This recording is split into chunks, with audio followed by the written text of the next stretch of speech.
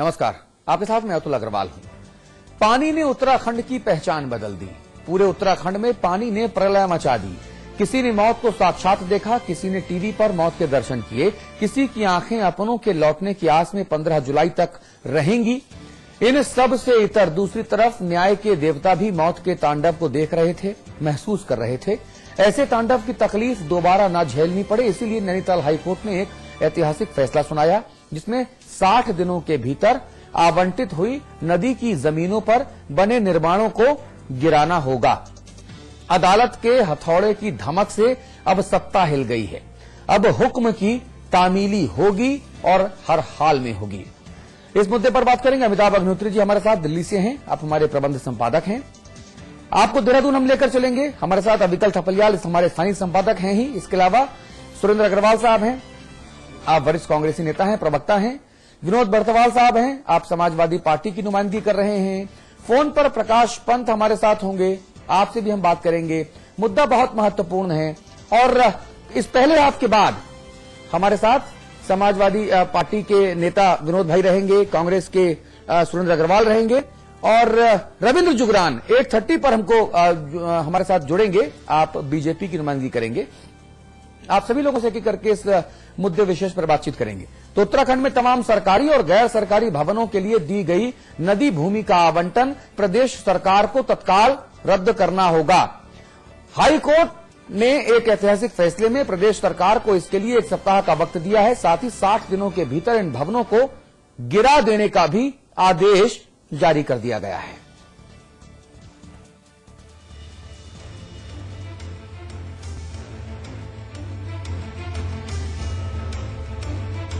Nainital high court ने आदेश सुनाया तो हाहाकार झेल रहे सूबे के हाकिमों की सांसें हलक में अटक गईं। सूबे की बड़ी अदालत ने हुक्म दिया कि तमाम सरकारी और गैर सरकारी भवनों के लिए दी गई नदियों की जमीनों का आवंटन रद्द कर दिया जाए। अब आदरणीय न्यायाधीश के हुक्म का पालन हाकिमों को करना होगा। तकलीफ चाहे जितनी भी हो, लेकिन हुक्म की तामीली जरूर होगी। नदियों के किनारे बने घरों को ताश के पत्तों की तरह पानी पर तैरते देखा तो अदालत की आंखें लाल हो गईं। आगे तबाही की त्रासदी और ना हो, इसीलिए आदेश के मुताबिक 60 दिनों में नदी की जमीनों पर खड़े भवनों को ध्वस्त करना होगा। खुद इन भवनों को नहीं गिराया तो आदेश के मुताबिक रियासत के रहनुमाओं को रियाया के भवनों को गिराना होगा। सरकार को अपने यानी सरकारी भवनों को भी ध्वस्त करना होगा और नदियों की जमीनों पर किए गए आवंटनों को भी महज 60 दिनों के भीतर रद्द किया जाना अनिवार्य होगा।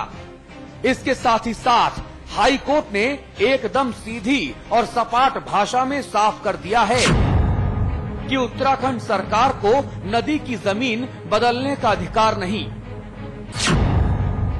नदी एक प्रदेश की नहीं बल्कि पूरे देश की है।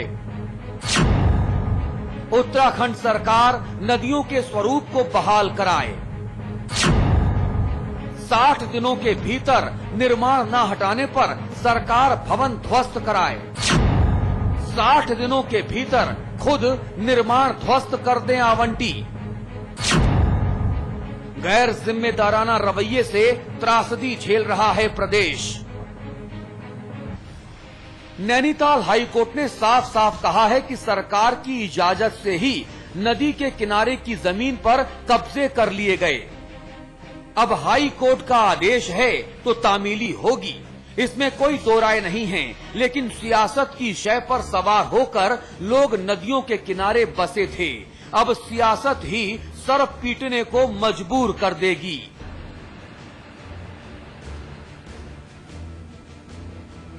भरत यादव, समाचार प्लस।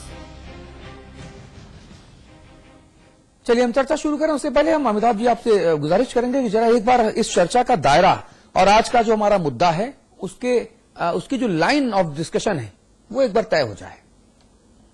अतुल देखिए, अभी 3-4 रोज पहले इसी विषय को लेकर हम लोग इस मंच पर आए थे सुरेंद्र भाई हमारे साथ थे।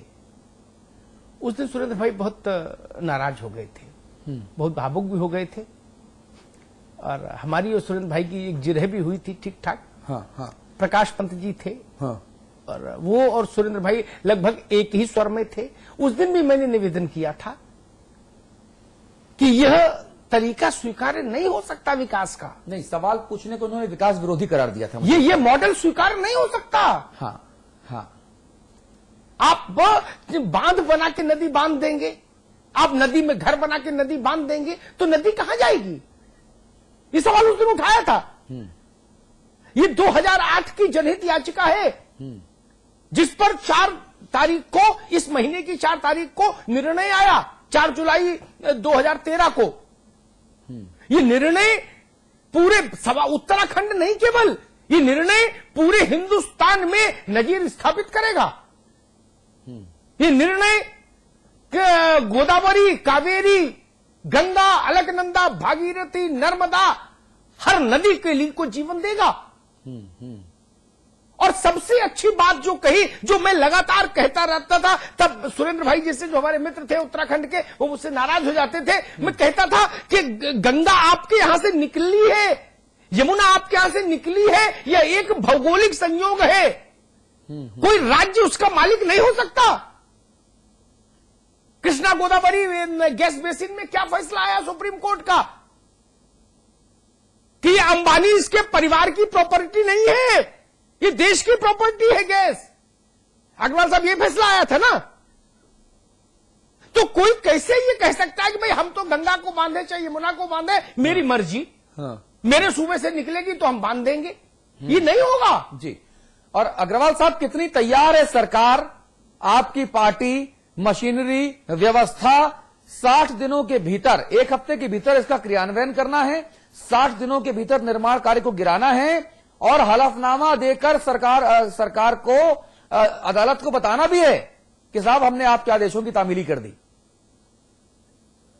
अतुल जी, जैसे कि अभी इशारा अमिताभ अग्निहोत्री जी ने किया है, मुझको लगता है ये जो डिबेट है, आपका बहस जो है, इसका कभी काफी व्यापकता मुझे उनके बातों से लगी है। जिस प्रकार से अमिताभ जी अपने वाणी को विराम दिया उन्होंने, तो मुझे ऐसा लगा काफी व्यापकता है।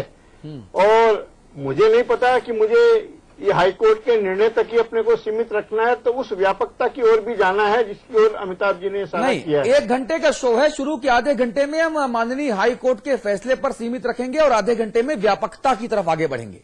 हाँ, तो आधा घंटा मैं समझता हूँ बहुत ज्यादा है, क्योंकि हाईकोर्ट के निर्णय को मैंने तो नहीं अध्ययन किया है, पर जितना कुछ देखने को मिला है, हाँ, उस हिसाब से मैं ये जरूर कहना चाहूंगा कि माननीय हाईकोर्ट के निर्णय का पूरा सम्मान किया जाना चाहिए। हाँ। और अरे भाई, किया जाना क्या चाहिए, किया जाएगा, कोई विकल्प नहीं है, देयर इज नो अल्टरनेटिव।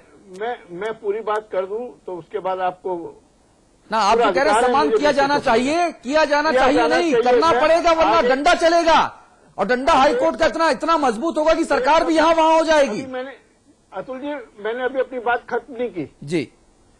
पूरा सम्मान किया जाना चाहिए, मैं ये वर्ड फिर इस्तेमाल कर रहा हूं। हाँ, परंतु ये सच्चाई है कि माननीय हाईकोर्ट का जो निर्णय है उसमें हमने क्या क्या पक्ष रखा या नहीं रखा। हाँ, मानवीय पक्ष भी है, व्यवहारिक पक्ष भी है। यदि नदियों के, सभी नदियों की बस्तियों में, नदियों के किनारे बसावट को हम उखाड़ के फेंकना चाहते हैं, वो अलग पक्ष है।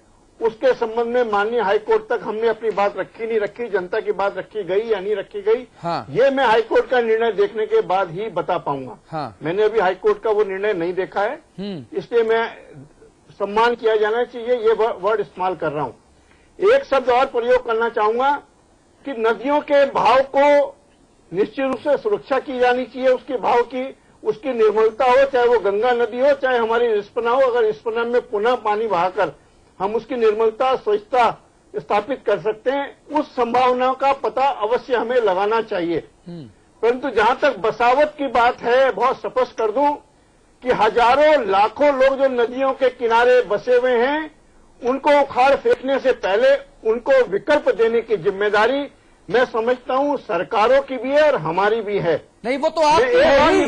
ना देखिए सरकारों की और राजनेताओं की तो है ही, अतुल जी, क्योंकि सुनिए क्योंकि नियम कायदों को ठेंगा दिखाकर लोगों को बसाया आप ही लोगों ने वहां पर। लाल फीताशाही ने पैसा खा के पहले वहां पे कॉलोनी काटी और बाद में सरकारों ने वोटों के चक्कर में अपनी बात उन कॉलोनियों को अधिकृत कर दिया। नहीं, मैं इस बात पे विश्वास रखता हूं कि नदी और वो धन और धरती बटकर रहेगी।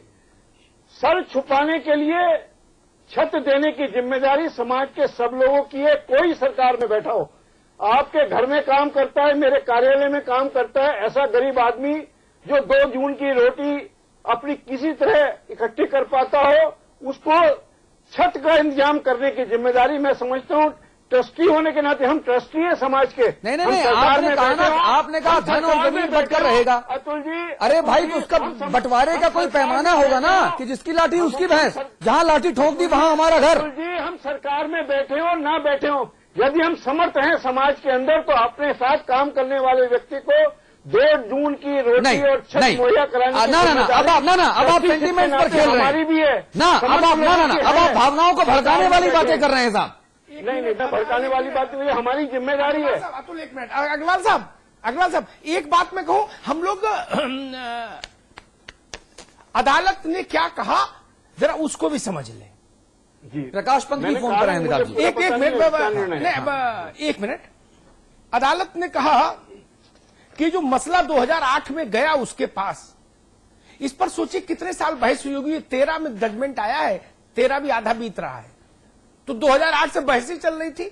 सारे पक्ष विपक्ष पक्षकार खूब वहां बौद्धिक विमर्श हुआ। तब अदालत ने क्या कहा? अदालत चीफ जस्टिस वारेन घोष और जस्टिस सर्वेश कुमार गुप्ता की पीठ ने क्या कहा? महत्वपूर्ण इसलिए कि मुख्य न्यायाधीश खुद शामिल है इस पीठ में।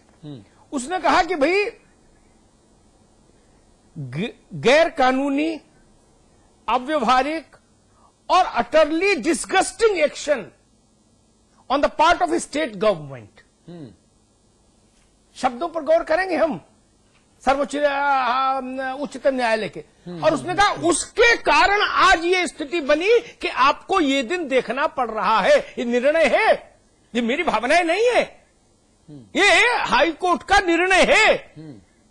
The state government cannot even by law assume upon itself the power to convert the land of a river into dwelling place of people। फिर पढ़ो क्या कहा हाई कोर्ट ने। प्रकाश पंत साहब सुन रहे हैं? फिर से पढ़ो।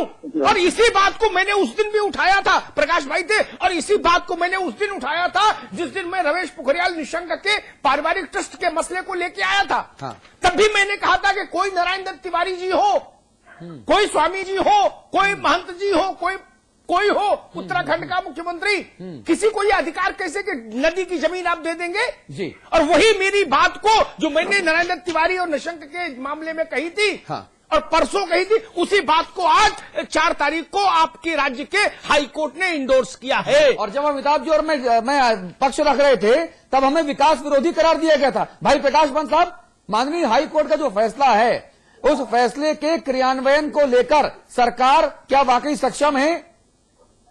देखिए अतुल जी, जो विषय माननीय न्यायालय ने कहा है, माननीय उच्च न्यायालय ने, और उस विषय पर मैं बात रखना चाहूंगा। विकास विरोधी विषय किसी ने आपको नहीं कहा, बल्कि वास्तविकता यह है कि ये जो नदियां हैं, नदियां लगभग 20 नदियां हमारे यहाँ हैं, और इन 20 नदियों में भागीरथी, अलकनंदा, मंदाकिनी, ये तो गंगा जी की ट्रिब्यूटरीज हैं। इसके साथ साथ शारदा है और अपनी यमुना नदी है, काली नदी है, ये इनकी ट्रिब्यूटरीज हैं। और ये कुल मिलाकर के इस पूरे राज्य भर में अगर जो हमारे पास 13